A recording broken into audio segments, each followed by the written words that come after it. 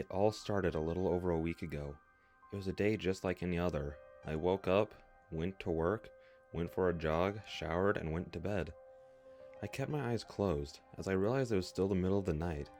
I slept with my curtains drawn and blinds open pretty often, because I know that if I sleep through my alarm, the sun would wake me up. But as I laid there, I started feeling uneasy. It felt like there was someone else in the room with me, which was enough to get me to open my eyes, because I live alone. What I saw was enough to make me jump to my feet in the middle of my bed. A human-shaped hand with elongated, spindly fingers that ended in gnarled fingernails was reaching up from under my bed towards my feet, but quickly retreated as soon as I saw it. I stood there motionless for some time. I could feel my pulse racing as the panic continued to rise in me. Someone is under my bed. A thought that went through my mind dozens of times in that instant. I peered over at my nightstand where my phone sat. I reached a hand out towards it and clicked it on, checking the time. And just like I thought, it was 1 a.m. My mind started racing as to what I should do. I hadn't heard anything since the hand went back down. So what could this person be doing? I thought about sending out texts to everyone in my area to call the police for me, thinking that if this person heard me calling for help, they'd probably take action. So giving it a few more minutes of thought, I came to a decision. I took a deep breath to try and calm my nerves. It didn't work. And with the phone in hand, I leapt off my bed, landing right next to my door. I scrambled to unlock it as my eyes turned towards the bottom of my bed. I didn't see anything. Once the door was open, I sprinted down the stairs and out the front door. As soon as I was outside, I called the police, explaining the situation. The operator told me that there would be some officers there soon. About 20 minutes later, 2 squad cars pulled up. 4 officers stepped out and asked me a few questions before they went into my house to search it. It was at that point, with the adrenaline having run through my system, and the fact that I was only wearing workout shorts and a t-shirt, that the cold started to settle in. But I couldn't go anywhere. I had to see to wait what they found. About 15 minutes later, they came back out and told me that they hadn't found anything. They asked me if I had anywhere to stay the night, or if I felt okay going back into the house. They offered to have 2 officers watch the house just in case anything happened. I told them that I had a friend who lived nearby and that if I explained the situation to him, he'd probably let me stay at his place. I asked if one of the officers would go back in with me while I got dressed and packed a few things. As I stood there getting ready with an officer standing outside my room, I started to feel a bit silly. Because what if I was just seeing things? I had just woken up, and my door was still locked, which I lock for situations exactly like this. I've always been paranoid about the idea of someone breaking into my house while I sleep. I always figured that one more barrier of protection would help. But would somebody re-lock my door after breaking in? And why would somebody break into my house just to go under my bed? And there's no way they got in through my window. I also keep that locked while I sleep. Along with that, I slept on the 2nd floor, and there's nothing for someone to climb to get up to my window. But regardless of how stupid I was starting to feel, I still felt safer going to my friend's place. The officer walked me out to my car and wished me a good night. I thanked him for what they had done and started driving towards my friend's house. As I drove, I started calling him again and again until he answered. "Hello?" he asked, groggily. I explained the situation and asked if I could stay at his place for a few nights. "Yeah, dude, of course," he said, sounding much more alert than before. "I'll be by the front door waiting for you." As soon as I knocked, the door swung open. He let me in and led me up to his spare bedroom. I gave him my thanks, just relieved that he had a bed I could crash on for a few nights. I doubted that I would get much sleep after what had just happened, but my body felt ready to collapse. I set down my bags on the nightstand and immediately got in bed. I closed my eyes, thinking that even if I wasn't able to sleep, it would be enough to just be able to rest my eyes and body. But my peace of mind only lasted a few solitary minutes. Even with my eyes closed, I noticed movement at the end of my bed. My eyes shot open to see the same demented hand retreating away from my feet. I pulled my legs in as I sat up. How? That was all I could think as my brain struggled to process how this person could have followed me several blocks to my friend's house and made it into this room with me. It shouldn't have been possible. Then my brain sprung into action. At the time I thought I was being overly paranoid, but apparently I wasn't. When I packed my bags, I had brought along a pocket knife, just in case anything happened, and just to make myself feel safe. I reached over to the nightstand and silently slid the knife out of one of the side pockets. Then, just like I had done at my house, I leapt off the bed, landing near the door, putting as much distance between myself and the bed as I could. When my feet touched the floor, I flipped out the blade and knelt down to get a good view of under my bed. But nothing. There was no one there. Beneath the bed was completely empty.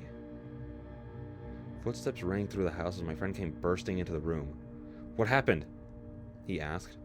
I thought I saw the person again," I responded. feeling increasingly embarrassed. Have I just been imagining it this whole time? He knelt down next to me and peered under the bed. I don't see anything, he said. I know. Maybe I'm just seeing stuff, like PTSD or something. It still has me pretty freaked out. He nodded along with what I was saying. Well, here's my idea. I have to be awake for work in a few hours. Why don't you just stay awake until then you can come into my office and sleep there while I work. There's a couch that you can use in there. It'll be impossible not to feel safe. I hesitated for a moment, trying to think about everything that was happening. I saw it. I know I saw it. But then, where is it now? But eventually I relented. He patted me on the shoulder reassuringly before leaving the room. I crawled back into bed and pulled the blanket up around me as I stayed sitting. I pulled out my phone just as a way to keep myself awake. As the morning slowly crawled close, however, my eyelids started to feel unbearably heavy. I could feel the exhaustion starting to fog my mind, and soon enough, my eyes slowly fell shut. I only slept for a moment before my mind snapped back to being fully awake. My eyes flew open to see an outstretched hand retreating back down the side of the bed, right next to where I was sitting. I sat there, staring intensely at where the hand just was. This can't be real, I told myself over and over. There's no way that someone could be hiding down there. Neither of us saw anything. After that, I managed to stay up the rest of the night. Around 7:30, my friend knocked on the bedroom door before he opened it. He led me to his office and I immediately flopped down onto the couch. I thought about telling him that I saw the hand again, but decided against it. I don't want to come off as any crazier than I felt I was. I felt safer right away. Just having somebody in the room with me, and the fact that there was no way anything bigger than a kitten could fit under his couch. I found myself falling asleep right away. The only sound in the room was the hypnotic typing of his keyboard. Just as I was about to pass out, I detected movement to my side. I woke with a start. Out of the corner of my eye, I saw the hand just inches from my face. The arm seemed to whip back under the couch without making any sound, but moving with inhuman speed. I sat up, my heart pounding my chest. I got up off the couch and stepped away from it. The sound of my friend's typing stopped. From my peripheral vision, I saw him turning in his office chair to look at me. I got down on my hands and peered under the couch. I don't know what I was expecting, but once again, there was nothing there. I don't know how I felt about it at the time, or how I feel about it now. I feel like I should have been refreshed that there was nothing under the couch. But if there was something there, it would have proved that I wasn't losing my mind. I started to feel like I couldn't trust my own eyes. I kept seeing this thing, but it was never there. I felt a hand touch my shoulder, causing me to jump. When I whipped around, it was just my friend, looking at me with a very concerned look in his eyes. "Dude, you okay?" he asked. "Yeah, I didn't know what to say. Should I lie? Should I tell the truth?" "Yeah, I'm good." I climbed back onto the couch. He gave me a quizzical look but stood back up and returned to his chair.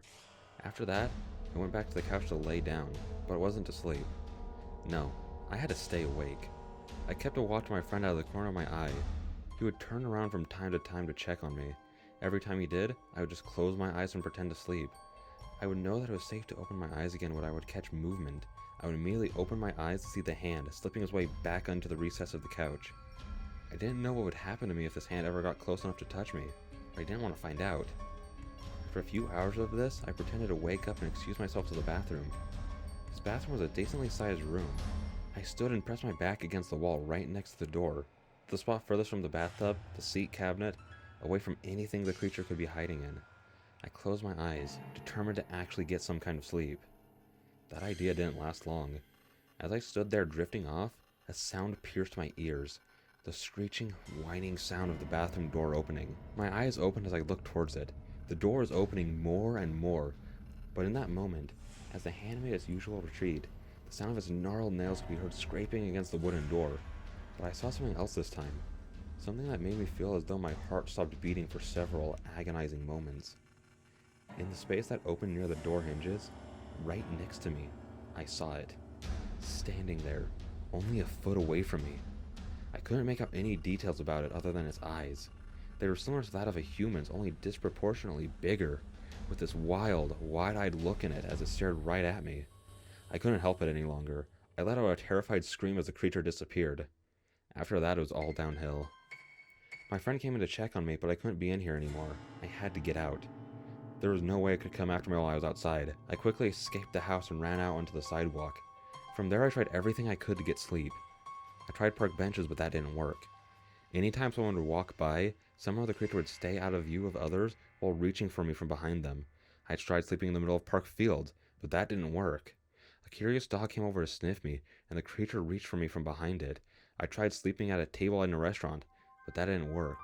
I didn't account for the fact that people wouldn't have a clear view of under the table, so it came for me quickly that time. As the hours turned into another day without rest, my brain started running out of ideas. I was just too tired to think of anything, and I was starting to become more aggressive. There was a sense of urgency in its movements, and it was desperate to get me for whatever reason. And I still have no idea what this thing is. I still don't know why it's after me. I still don't even know if it's real. Right now I'm sitting at a desk at some rundown motel, but that's about all I know. There was some point where I just started driving and I didn't stop until my car completely ran out of gas. Then I hiked it the rest of the way up here. I'm trying my hardest to stay awake, to fight it, to not let this thing win. But it's getting harder with every moment that passes. I just wanted to get my story out there, to let everyone know that if they're seeing something similar, to not ignore the strange hands. I'm going to write again, to update everyone that I'm still alive tomorrow. I'll update every day that I manage to escape this thing. But I'm just so tired.